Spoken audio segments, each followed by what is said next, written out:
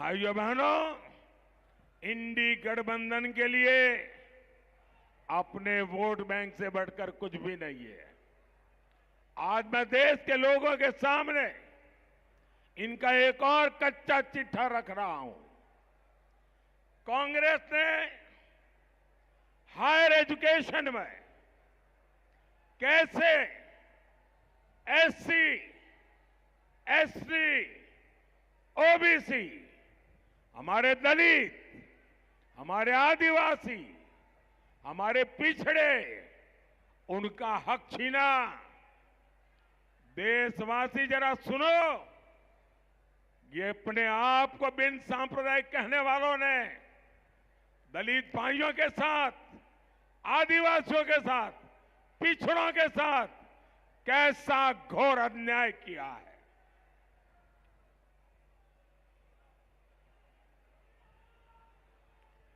दिल्ली की प्रतिष्ठित Jamia Millia Ismailia central university पूरा देश जानता है।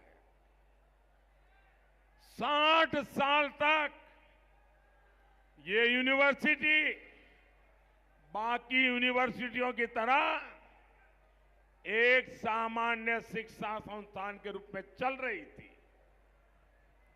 इसमें भी दलितों, पिछड़ों, आदिवासियों को रिजर्वेशन मिला करता था।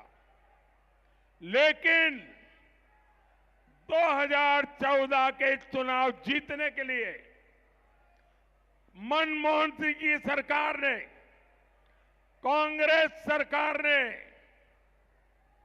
ये इंडी गठबंधन वालों की जमात की सरकार थी, 2011 में कांग्रेस सरकार ने चुपचाप एक चाल चली।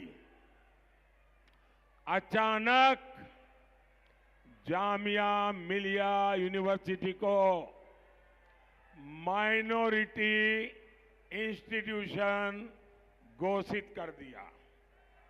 इससे जामिया मिलिया यूनिवर्सिटी में 50% आरक्षण मुसलमानों के लिए लागू हो गया। 2011 के पहले एडमिशन में सभी एससी, एसटी, ओबीसी को आरक्षण मिलता था। अब उसमें भी धर्म के आधार पर बंदिश लग गई है।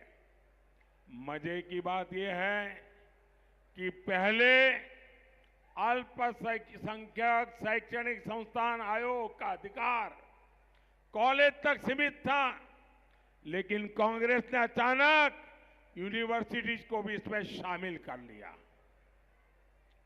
मैं जरा जो अपने आप को बहुत बड़े दलितों के मसीहा बना करके घूमते रहते हैं, आदिवासियों के मसीहा बता करके घूमते रहते हैं, पिछड़ों के मसीहा बना करके घूमते रहते हैं, मैं उनको पूछना चाहता हूं, ऐसी कौन सी आपकी मजबूरी है कि आपने दलितों का, आदिवासियों का, पिछड़ों का अधिकार छीन लिया गया, आरक्षण छीन लिया गया और चुप बैठे रहे?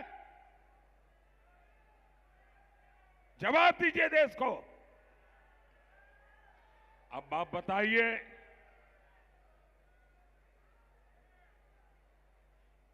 करीब 15 साल हो गए,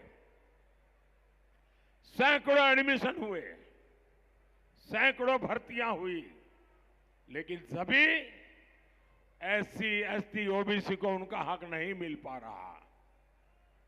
ये चीज है, ये लोग पूरे देश में लागू करना चाहते हैं।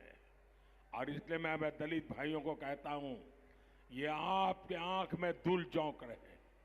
मैं आदिवासियों को कहना चाहता हूं, ये आपके आंख में धूल झोंक रहे हैं।